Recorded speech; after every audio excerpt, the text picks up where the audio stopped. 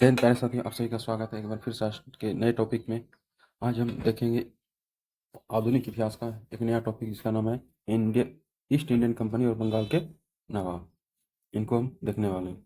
इस ये मेन रूप से हमारा बीपीएससी टायर 4 के लिए है, जो कि शिक्षक भर्ती या फिर जिसमें आपका आधुनिक भारत आता है, उन सभी एग्जाम के लिए महत्वपूर्ण है, जो कि एग्जाम के दृष्टिकोण से बहुत महत्वपूर्ण है। ये सार संग्रह है एनसीईआरटी का। तो चलिए शुरू करते हैं। देखिए, तो आज हम क्या पढ़ने वाले हैं? तो आज हम पढ़ने वाले हैं ईस्ट इंडिया कंपनी के नवाब। इनका सार संग्रह, जितने भी इंपॉर्टेंट क्वेश्चन है सभी डिस्कस करेंगे पॉइंट बाय पॉइंट। ठीक है, चलिए देखिए। तो पहला टॉपिक आज का है। आज का पहला टॉपिक आता है कि मुगल सम्राट द्वारा, देखिए पहला टॉपिक मतलब आज का पहला पॉइंट कहता है कि मुगल सम्राट द्वारा स्वतंत्र रूप से नियुक्त बंगाल का अंतिम गवर्नर कौन था। मतलब जो मुगल सम्राट थे उनके द्वारा स्वतंत्र रूप से नियुक्त बंगाल का अंतिम गवर्नर कौन बना था? तो याद रखिएगा, वो बना था मुर्शिद कुली खां। कौन बने थे?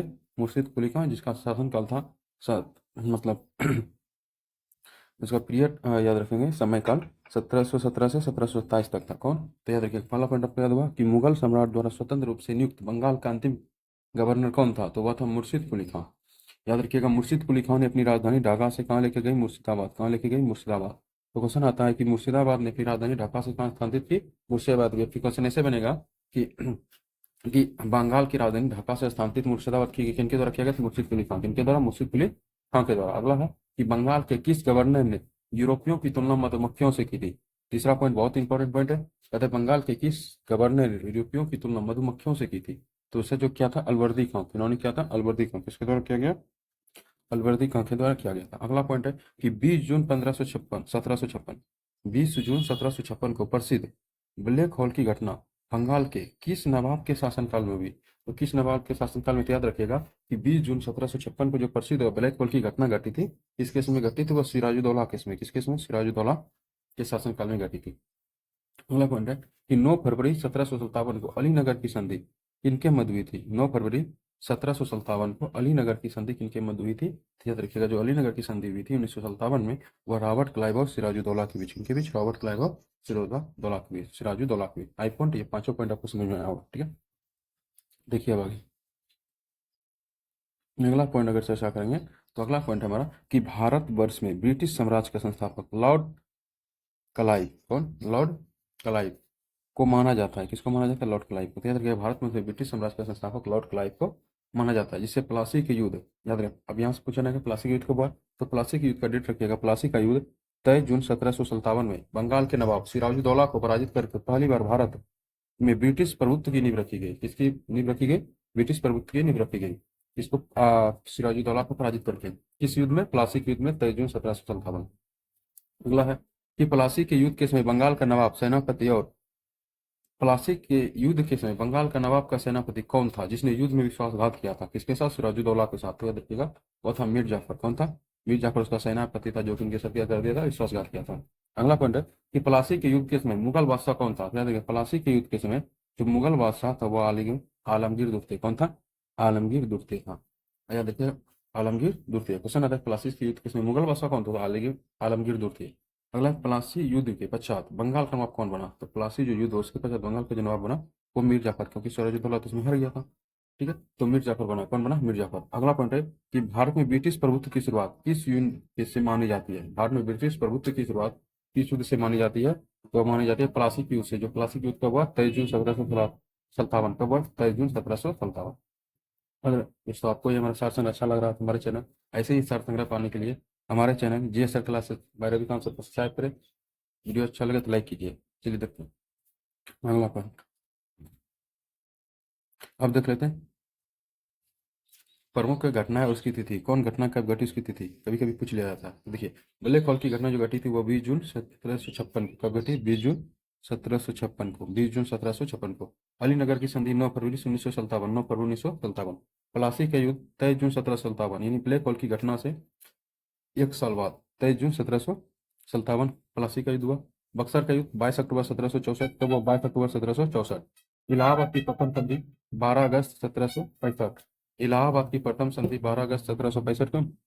और इलाहाबाद की दूसरी संधि 4 दिन बाद 16 अगस्त 1765 को हुई थी। और बनारस की संधि जो हुआ बस 1773 में। कब? 1773 में। तो ये डेट है, कुछ याद रखिएगा। इसमें से 2-3 डेट याद रखिएगा। ब्लैक होल की घटना याद कर लीजिएगा।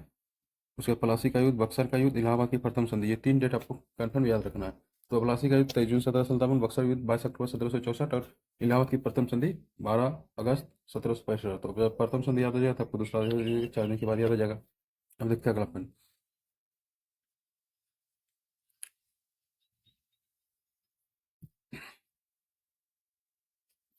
तो देखिए अगला पॉइंट है कि वर्ष 1760 में अंग्रेज ने मीर जाफर को हटाकर किसे बंगाल का नवाब बना दिया? तो मीर कासिम को। किसको बनाया था? मीर कासिम को। वर्ष 1760 में अंग्रेज ने मीर जाफर को हटाकर किसे बंगाल का नवाब बनाया? तो वो बनाया मीर कासिम को। आगे कहता है 22 अक्टूबर 1764 को जो बक्सर के युद्ध के में अंग्रेज ने मीर कासिम, अवध के नवाब सिराजुद्दौला तथा दिल्ली के मुगल सम्राट शाह आलम द्वितीय को सम्मिलित सेना को पराजित किया था। किसने? रॉबर्ट क्लाइव ने। किसने? रॉबर्ट क्लाइव ने। 3 सेना थे, एक तो मीर कासिम हुआ, उसके बाद अवध के नवाब सुजाउद्दौला, अवध के नवाब सुजाउद्दौला, दिल्ली के मुगल सम्राट शाह आलम द्वितीय को सम्मिलित सेनापति में पराजित किया। अगला पॉइंट है कि बक्सर के युद्ध किसने? ब्रिटेन सेनापति के सेनापति कौन थे? तो याद रखिए हेक्टर मुनरो। जब बक्सर के युद्ध चल रहा तो उसमें ब्रिटेन के जो सेनापति थे वो था हेक्टर मुनरो। इनके कौन थे? Hector Munro. अगले, बक्सर के युद्ध के समय बंगाल का नवाब कौन था? अगला क्वेश्चन है कि बक्सर के समय बंगाल का नवाब कौन था? सॉरी, बक्सर के समय नहीं, बक्सर के युद्ध के समय बंगाल का नवाब कौन था? तो वह था मीर जाफर। कौन था? मीर जाफर था बक्सर के युद्ध के समय बंगाल का नवाब, क्या कि सिराजुद्दौला हट चुका था। अब देखिए अगला अगला पॉइंट आपका कि बक्सर के युद्ध के पश्चात इलाहाबाद की प्रथम संधि मुगल सम्राट शाह आलम द्वितीय और बंगाल के नवाब नजमुद्दौला तथा क्लाइव के मध्य इलाहाबाद की द्वितीय संधि क्लाइव तथा अवध के नवाब सुजाउद्दौला के बीच किसके साथ? सुजाउद्दौला के बीच संपन्न हुआ।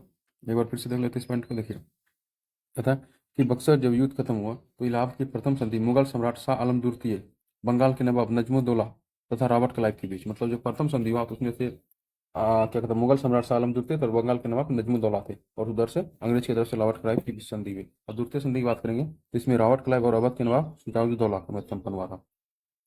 अगला पॉइंट है किस संधि के मध्य में से अंग्रेज को बंगाल, बिहार तथा उड़ीसा की दीवानी प्राप्त हो गई? क्या हो गई? उड़ीसा की दीवानी प्राप्त हो गई। तो याद रखिए कि इलाहाबाद की संधि के बाद ही बिहार, बंगाल और उड़ीसा तीनों की दीवानी किसको प्राप्त होगी? अंग्रेज को। किसको प्राप्त होगी?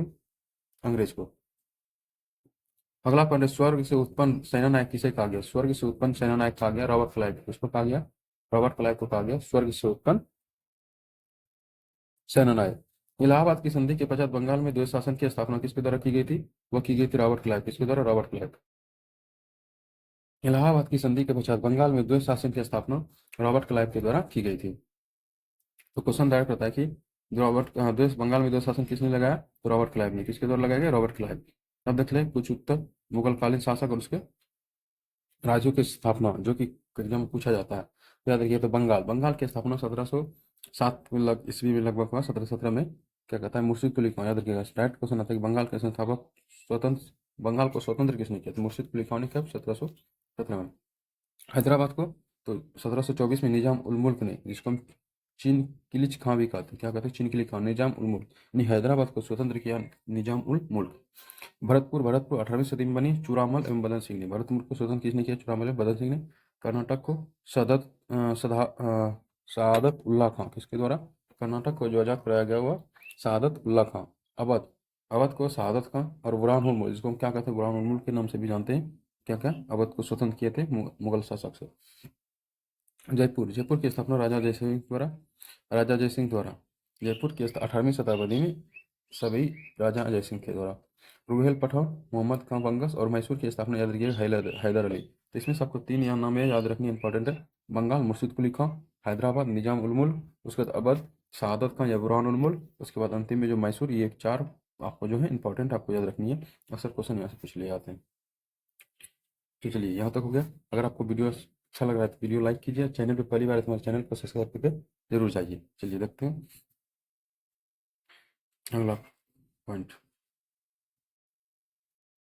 देखिए अब अगला जो टॉपिक आ गया हमारा वह है, अगला टॉपिक है हमारा क्षेत्रीय राज्य और पंजाब व मैसूर। क्षेत्रीय राज्य जैसे पंजाब और मैसूर के बारे में थोड़ा सा पढ़ते हैं डिटेल से। पंजाब और मैसूर देखिए, कहते हैं सिख साम्राज्य का संस्थापक किसे माना जाता है? तो याद रखिएगा, सिख साम्राज्य का जो संस्थापक माना जाता है वह महाराज रंजीत सिंह को। किसको माना जाता है? महाराज रंजीत सिंह 1790। महाराज रंजीत सिंह किस मिसल से संबंधित थे? महाराज रंजीत सिंह जो थे वह सुकर चकिया मिसल से संबंधित थे। महाराज रंजीत सिंह शुकर चकिया मिसल से संबंधित थे। महाराजा रंजीत सिंह के राज्य की राजधानी कहाँ थी? लाहौर थी। महाराजा रंजीत सिंह की जो राजधानी थी वह लाहौर थी। महाराजा रंजीत सिंह ने सुप्रसिद्ध कोहिनूर घोड़ा किससे प्राप्त किया था? तो शाह शुजा से। किससे प्राप्त किया था? शाह शुजा से प्राप्त किया था। 25 अप्रैल 1809 को अमृतसर की संधि हुई थी। 25 अप्रैल 1809 को अमृतसर की संधि हुई थी। किनके मध्य संपन्न हुई? तो महाराजा रणजीत सिंह और अंग्रेज के बीच। तो अमृतसर की संधि 1809 में हुई थी। क्या हुआ था 1809 में? अमृतसर की संधि 1809 में महाराजा रणजीत सिंह और अंग्रेज के बीच हुआ था। अब देखिए अगला पॉइंट। ये देखिए अगला पॉइंट हमारा है कि महाराजा रणजीत सिंह एक धर्मनिरपेक्ष शासक थे, इसीलिए इन्होंने कहा कि ईश्वर की इच्छा थी कि जब मैं सब धर्मों को एक निगाह से देखूं, इसलिए उसने दूसरी आंख की रोशनी ले ली। इसने कहा था महाराजा रणजीत सिंह ने। वर्ष 1845 के प्रारंभ हुआ प्रथम अंग्ला सिख युद्ध के दौरान बंगाल का गवर्नर था लॉर्ड हार्डिंग प्रथम। कौन थे? लॉर्ड हार्डिंग प्रथम।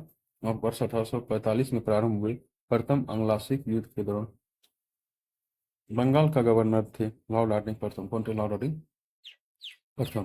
प्रथम अंग्ला सिख युद्ध के किस संधि के समाप्त हुआ? तो याद है क्या? लाहौर संधि। किस संधि के तहत? तो लाहौर संधि के तहत 1846 में। कब संधि समाप्त हुआ? 1846 में। महाराजा रणजीत सिंह का उत्तराधिकारी कौन बना था? महाराजा रणजीत सिंह जो उत्तराधिकारी बना था वह खड़क सिंह थे। कौन थे? खड़क सिंह थे महाराजा रणजीत सिंह के उत्तराधिकारी।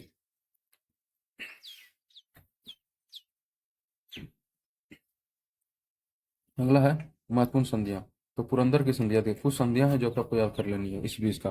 तो पुरंदर की संधि 1765 में कब हुई थी? 1765 में। बरगांव की संधि 1779 में। 1779 में। मतलब पुरंदर की संधि 1665 में, बरगांव की संधि 1779 में, तालाबाई की संधि 1782 में, देवगांव की संधि 1803, सुरजी अर्जुन गांव की संधि 1803 में। दो गांव की संधि 1803 में। पूना संधि 1817 में, लाहौर की संधि 1806 और अमृतसर की संधि 1809, जिसमें से आपका पुरंदर की संधि आपको इंपॉर्टेंट याद रखना है 1765 में। पुरंदर की संधि और बरगांव की संधि। उसके बाद आपको याद कर लेना है सालाबाई की संधि 1782। उसके बाद जो इंपॉर्टेंट हुआ है आपका लाहौर और अमृतसर। अमृतसर भी इंपॉर्टेंट सबसे ज्यादा अमृतसर है। कौन? 1809 में, क्योंकि अंग्रेज और महाराजा रणजीत सिंह के बीच हुआ था। अब देखिए द्वितीय अंग्ला सिख युद्ध के गवर्नर जनरल का काल थे लॉर्ड डलहौजी। मतलब जब प्रथम अंग्ला सिख युद्ध हुआ तो उसमें थे लॉर्ड हार्डिंग प्रथम, और जब द्वितीय अंग्ला सिख युद्ध हुआ तो उसमें लॉर्ड डलहौजी किसमें? किस केस में? लॉर्ड डलहौजी केस में। 13 फरवरी 1849 को हुए चिलियावाला बाग युद्ध में अंग्रेज सेना का नेतृत्व किसके द्वारा किया गया था? लॉर्ड गफ के द्वारा। किसके द्वारा? लॉर्ड गफ के द्वारा किया गया था। देखिए आगे है, कहते हैं सिख साम्राज्य का अंतिम शासक कौन हुआ? तो दिलीप सिंह। सिख साम्राज्य का अंतिम शासक हुआ दिलीप सिंह। वर्ष 1849 में हुए ब्रिटिश साम्राज्य में सिख साम्राज्य के विलय के दौरान भारत का गवर्नर जनरल था लॉर्ड डलहौजी। कौन थे? वर्ष 1849 में हुए ब्रिटिश साम्राज्य में सिख साम्राज्य के विलय के दौरान भारत के गवर्नर जनरल थे लॉर्ड डलहौजी। कौन थे? लॉर्ड डलहौजी। स्वतंत्र राज्य के रूप में मैसूर की स्थापना किसके द्वारा की गई थी? हैदर अली। जो स्वतंत्र राज्य मैसूर की स्थापना की गई हैदर अली के द्वारा। किसके द्वारा? हैदर अली के द्वारा। अब थोड़ा सा देख लेते हैं क्या कहते हैं अंग्ला मैसूर संघर्ष कौन कौन संधि हुई और कौन कौन युद्ध हुए। तो देखिए 4 युद्ध हुए थे। कौन हुए थे? देखिए अंग्ला मैसूर संघर्ष 4 युद्ध हुए थे। अंग्ला मैसूर युद्ध कितने? 4 हुए थे। टोटल कितने हुए थे? 4। अंग्ला मैसूर युद्ध टोटल कितने हुए? 4 हुए। अब देखिए चारों को देखेंगे अच्छा से, जितने ध्यान से दीजिएगा देखिएगा। देखिए अंग्ला मैसूर संघर्ष किसके बारे में बोल रहा है? अंग्ला मैसूर संघर्ष। तो यह देखिएगा युद्ध, यह देखिए प्रथम अंग्ला मैसूर जो युद्ध हुआ था अंग्रेज और मैसूर राज्य के बीच, वह हैदर अली थे। उसमें शासक कौन थे? हैदर अली। कौन थे? हैदर अली। हैदर अली। तो प्रथम अंग्ला मैसूर युद्ध के समय 1767 से 69 के बीच हुआ, उसमें शासक थे हैदर अली और बंगाल का गवर्नर था उसमें लॉर्ड वेरेलेस्ट। कौन थे? लॉर्ड वेरेलेस्ट। और इसे खत्म हुआ था मद्रास संधि के तहत। किस संधि के तहत? मद्रास संधि के तहत खत्म हुआ। इसी समय क्या हुआ कि हैदर अली दक्षिण भारत का प्रथम शासक जो अंग्रेज के पराजित नहीं हुआ, मतलब पहला शासक था दक्षिण भारत का जो कि अंग्रेज से पराजित नहीं हुआ था। तो पॉइंट याद रहा कि प्रथम अंग्ला मैसूर युद्ध, प्रथम अंग्ला मैसूर युद्ध 1767, प्रथम अंग्ला मैसूर युद्ध 1767 से 1769 में। शासक थे हैदर अली। बंगाल के गवर्नर थे लॉर्ड वेलेस्टर। मद्रास संधि के तहत 1767 में खत्म हुआ। और विशेष हैदर अली दक्षिण भारत का पहला शासक था जो कि अंग्रेज से पराजित नहीं हुआ। आपको पहला युद्ध के बारे में पता हो गया 1769। हैदर अली, वेरेलेस्ट, मद्रास संधि, और इसमें अंग्रेज पराजित पहला शासक था जो कि नहीं हुआ था। ऐसे आपको आपको क्रम याद कर लेना है।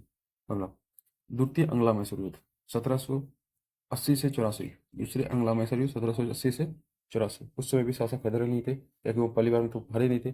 फिर उसमें भी गवर्नर जनरल बंगाल के लॉर्ड हेस्टिंग थे। लॉर्ड हेस्टिंग का की देखिए, गवर्नर जनरल का टाइम पीरियड 5 साल का होता था, बदल जाता था। तो बंगाल का गवर्नर था वारेन हेस्टिंग। कौन थे वारेन हेस्टिंग? संधि भी मंगोल की संधि, किसकी संधि? मंगलोर, मंगलोर की संधि 1784। कब हो गई? 1784 में। इसमें हैदर अली की मृत्यु के बाद टीपू सुल्तान के नेतृत्व में युद्ध हुआ था। मतलब युद्ध के दौरान ही हैदर अली मर गया, तो उसमें उसका बेटा मतलब कौन, टीपू सुल्तान, उन्होंने अपने युद्ध को संभाला। तृतीय अंग्ला मैसूर 1790 से 92, कब आता? 1790 से 92। इस समय शासक है टीपू सुल्तान। और इस समय बंगाल के गवर्नर जनरल लॉर्ड कॉर्नवालिस, कौन आ गया? लॉर्ड कॉर्नवालिस आ गए। और इस समय संधि भी थी श्रीरंगपट्टनम की संधि। किनकी संधि? श्रीरंगपट्टनम की संधि 1792 में। टीपू सुल्तान की स्थिति कमजोर हो गई। इसमें क्या हो गया?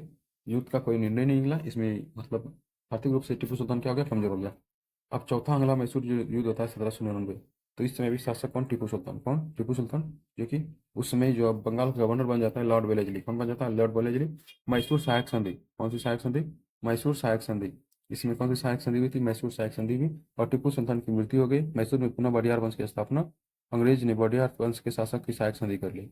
मतलब वहाँ वडियार वंश की स्थापना हो गया, वहां से क्या करता है, उन्होंने सहायक संधि को रद्द कर लिया। तो आपको 4 युद्ध रखनी है। प्रथम अंग्ला मैसूर युद्ध, दूसरा अंग्ला मैसूर युद्ध, तीसरा अंग्ला मैसूर, चौथा अंग्ला मैसूर युद्ध। प्रथम अंग्ला मैसूर 1767 से 69, दूसरा 1780 से 84, फिर 90 से 92, फिर 1799। दो में से आपका हैदर अली, दो में थे टीपू सुल्तान। याद रखिएगा, पहला दो जो युद्ध हुआ उसमें शासक था हैदर अली, और उसके बाद दो को जो हुए अंतिम में टीपू सुल्तान। और बंगाल का गवर्नर यह बदलते जाता है। पहले में थे वेरेलिस्ट, दूसरे में हेस्टिंग, तीसरे में गवर्नर्स कार्नवालिस, चौथे में लॉर्ड विली। जैसे याद कर लेना। और संधि जब पहला संधि मद्रास के साथ खत्म हुआ, दूसरा मंगलोर के साथ, मद्रास मंगलोर खत्म हो गया। उसके बाद तीसरा श्रीरंगपट्टनम की संधि, और चौथा मैसूर संधि के साथ खत्म हुआ। ठीक है, आपको ये इतना पॉइंट याद कर लेना। जिस तरह आप लिख के याद कीजिएगा, 2 4 बार में याद जरूर हो जाएगा। ठीक, चलिए अब देखिए, आगे आगे देखते हैं। अब देखिए, ब्रिटिश राजनीतिक एवं प्रशासनिक नीतियां, ये संपूर्ण आपका सात संग्रह है, जहाँ से क्वेश्चन बनता है। इस टाइप में कुछ नहीं है फिजूल सब, इसलिए आप अच्छा से ध्यान से देखिए। देखें, तो अब देखेंगे ब्रिटिश राजनीतिक एवं प्रशासनिक नीतियां। ब्रिटिश राजनीतिक एवं प्रशासनिक नीतियां, देखिए कहता है कि अंग्रेज का भारत पर वास्तविक राजनीतिक नियंत्रण का प्रारंभ हुआ था इलाहाबाद की संधि से। किससे प्रारंभ हो गया? इलाहाबाद की संधि जो 1765 हुआ था, इसी के तहत ना आपका बिहार, बंगाल, उड़ीसा का दीवानी अंग्रेज को मिल गया था। बंगाल में द्वैत शासन किसके द्वारा लागू किया गया था? याद रखिएगा, रॉबर्ट क्लाइव। बंगाल में द्वैत शासन, राइट क्वेश्चन था, बंगाल में द्वैत शासन लागू करने वाला अंग्रेज गवर्नर लॉर्ड क्लाइव। 1772 में किस गवर्नर ने द्वैत शासन को समाप्त कर दिया था? वारेन हेस्टिंग ने। किसने हटाया था? वारेन हेस्टिंग ने 1772 में द्वैत शासन को हटा दिया। भारत में न्यायिक सेवा का जन्मदाता माना जाता है वारेन हेस्टिंग को। किसको माना जाता है? भारत में जो भी न्यायिक सेवा का जन्मदाता, उसे वारेन हेस्टिंग को माना जाता है। देखिए, अगला पॉइंट की अगर बात करेंगे, तो अगला पॉइंट है कि वारेन हेस्टिंग के कार्यकाल में लेगिस्लेटिव 1773 के अंतर्गत वर्ष 1774 में कलकत्ता में एक सुप्रीम कोर्ट की स्थापना होती है, और इसके प्रथम मुख्य न्यायाधीश एलिजा एम्पे बनती है। कौन बनती है? एलिजा एम्पे। भारत में पुलिस सेवा में सिविल सेवा के जनक लॉर्ड कॉर्नवालिस को माना जाता है। किसको माना जाता है? भारत में पुलिस सेवा और सिविल सेवा के जनक लॉर्ड कॉर्नवालिस। जबकि आपको बताएं, भारत में न्यायिक सेवा की जनता वारेन हेस्टिंग। न्याय के बारे में वारेन हेस्टिंग को, और सिविल और आपका पुलिस जो है वो लॉर्ड कॉर्नवालिस। किसको माना जाता है? लॉर्ड कॉर्नवालिस को। 1863 में प्रथम भारतीय आईएएस अधिकारी बने थे सत्येंद्र नाथ टैगोर। कौन बने थे? सत्येंद्र नाथ टैगोर बने थे। और देखिए, ब्रिटिश भारत में लोकसभा संबंधी आयोग, ब्रिटिश भारत में लोकसभा संबंधी आयोग, तो एचिसन आयोग। ब्रिटिश भारत में लोकसभा संबंधी जो 3 आयोग बने थे। राइट क्वेश्चन आता है कि आपको आयोग नहीं देगा, बोलेगा किसी संबंधित है, तो लोकसभा से है। एक है एचिंसन आयोग, जो 1886 में बना लॉर्ड डफरिन के समय। किसके समय? लॉर्ड डफरिन के समय। इस लिंगिस्टन आयोग जो 1912 में बना लॉर्ड हार्डिंग द्वितीय के समय। ली आयोग बना था 1927 में लॉर्ड रेडिंग के समय। तो शासन पर जरूर याद रखिएगा, एचिंसन आयोग 1886 में लॉर्ड डफरिन। कौन? एचिंसन आयोग 1886 लॉर्ड डफरिन। इस लिस्टिंग आयोग 1912 लॉर्ड रेडिंग द्वितीय। ली आयोग 1927 लॉर्ड रेडिंग। ली आयोग किसमें? 1927 लॉर्ड रेडिंग। अब देखिए, अगला पॉइंट का था आपका कि भारत सरकार अधिनियम 1935 के अंतर्गत संघीय लोक सेवा आयोग का गठन का प्रावधान किया। क्या किस आयोग ने सुझाव पर किया गया था? ली आयोग। तो याद रखिएगा, पॉइंट याद बनता है कि भारत सरकार अधिनियम 1935 के अंतर्गत संघीय जो लोक सेवा आयोग का गठन किया था, किस सुझाव बना था? कई बार क्वेश्चन आ चुका है, बोला ली आयोग। इसके द्वारा ली आयोग। अगला है, भूमि सुधार के उद्देश्य से भारत में अस्थायी बंदोबस्त प्रणाली किसके द्वारा लागू की गई थी? भूमि सुधार आंदोलन। भूमि सुधार के उद्देश्य से भारत में अस्थायी बंदोबस्त जो प्रणाली लागू की गई हुए थे कॉर्नवालिस। कौन थे? कॉर्नवालिस। यानी भूमि सुधार के उद्देश्य से भारत में अस्थायी बंदोबस्त प्रणाली लागू की गई लॉर्ड कॉर्नवालिस के। इसके द्वारा की गई? Lord Cornwallis. अगले कि भारत में साम्राज्य विस्तार के उद्देश्य से सहायक संधि प्रणाली की शुरुआत किसके द्वारा शुरू की गई? तो सहायक संधि जो बात है शुरू किया था लॉर्ड वेलेजली। किनके द्वारा? Lord Wellesley. अगला पॉइंट है, यदि सहायक संधि स्वीकार करने वाला पहला राज्य था वो हैदराबाद था। कौन था? हैदराबाद 1798 में। कौन थे? 1798 में सहायक संघ स्वीकार करने वाला पहला राज्य था हैदराबाद 1798। देखिए अंतिम पॉइंट था, एक पॉइंट बच गया आपका। व्यापक सिद्धांत या फिर राजहित की नीति किसने लागू किया था? लॉर्ड डलहौजी। किसके द्वारा लागू किया? लॉर्ड डलहौजी के द्वारा। ठीक है, लॉर्ड डलहौजी के द्वारा। चलिए अब देखते हैं आगे। चलिए अगला पॉइंट है, कहता है राज्य हड़प नीति में कहा गया कि ऐसा राज्य जिनका निर्माण अंग्रेज के सहयोग से हुआ उन्हें राज्य के उत्तराधिकारी के लिए गोद लेने का अधिकार प्राप्त हुआ। राज्य हड़प नीति में कहा गया कि ऐसा राज्य जिसका कोई दत्तक पुत्र नहीं है, मतलब पुत्र नहीं है, तो गोद लिया हुआ पुत्र वहां का राजा नहीं बन सकता है, अधिकार नहीं देंगे। किस रिपोर्ट के आधार पर डलहौजी ने अवध के अधिग्रहण किया था? किस रिपोर्ट के आधार पर अवध मतलब डलहौजी ने अवध को अधिग्रहण किया था? आउटरम रिपोर्ट मतलब कुशासन। आउटरम रिपोर्ट मतलब कुशासन के आधार पर अवध को ग्रहण किया था। क्वेश्चन भी आता है ये लॉर्ड डलहौजी ने अवध को किस आधार पर बाद में मतलब अंग्रेज राज में मिलाया था? तो कुशासन इन्हीं आउटरम रिपोर्ट का मतलब। अब देखिए कुछ राज्य है जो कि व्यापक सिद्धांत के तहत भड़के गए हैं, तो इसका क्रम पूछ लिया था, आपको क्रम से याद रखनी है। ठीक है, क्या व्यापक सिद्धांत के अंतर्गत अधिकृत किए गए राज्य? क्रम पूछता है तो इंपॉर्टेंट है, याद रखिएगा। तो सबसे पहले जो हड़प्पा के सतारा, सतारा जयपुर संबलपुर, तीन तीन याद कर लीजिएगा। सतारा जयपुर संबलपुर, सतारा जयपुर संबलपुर, जो कि सतारा 1848, जयपुर 1849, संबलपुर 1849। देखिए तीन याद रखिएगा, सतारा संबलपुर, सतारा जयपुर संबलपुर, सतारा जयपुर संबलपुर, याद रखिएगा।